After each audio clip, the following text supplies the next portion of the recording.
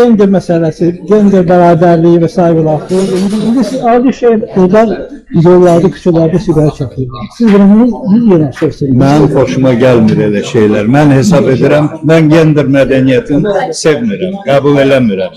Mən ailə mədəniyyətini sevirəm. Azərbaycanda həmişə yüksək ailə mədəniyyəti olur.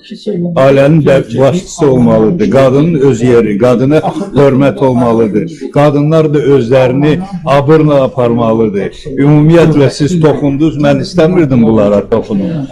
Təəssüf ki, bu saat cəmiyyətdə heyvanlaşma gedir. Tək Azərbaycanda yox, bütün dünyada. Bu böyük həqiqət.